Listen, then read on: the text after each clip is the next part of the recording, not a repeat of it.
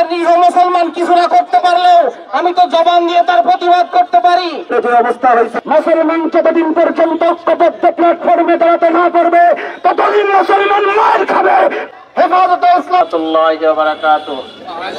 যতক্ষণ পর্যন্ত পৃথিবীর মানচিত্র থেকে এই ইসরায়েল নামক রাষ্ট্র মুছে না যাবে ততক্ষণ এই আহ্বান আমাদের চলবেই চলবে।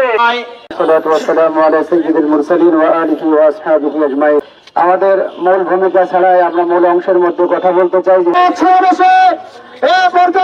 বক্তব্য রাখবেন প্রত্যন্ত অঞ্চল থেকে আগত বিক্ষুব্ধ সাধারণের প্রতি আমাদের আন্তরিক অভিনন্দন এবং প্রতিবাদ।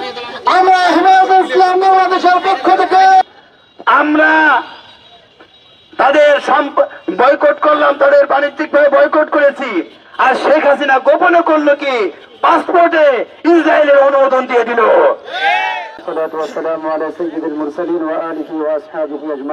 আমাদের মূল ভূমিকা ছাড়াই আমরা মূল অংশের মধ্যে কথা বলতে চাই যে বক্তব্য রাখবেন প্রত্যন্ত অঞ্চল থেকে আগত বিক্ষুব্ধ সাধারণের প্রতি আমাদের আন্তরিক অভিনন্দন এবং প্রতিবাদ। আমরা হেফাজতে ইসলাম বাংলাদেশের পক্ষ থেকে আমরা তাদের বয়কট করলাম, তাদের বাণিজ্যিকভাবে বয়কট করেছি। আর শেখ হাসিনা গোপনে করলো কি, পাসপোর্টে ইসরায়েলের অনুমোদন দিয়ে দিল।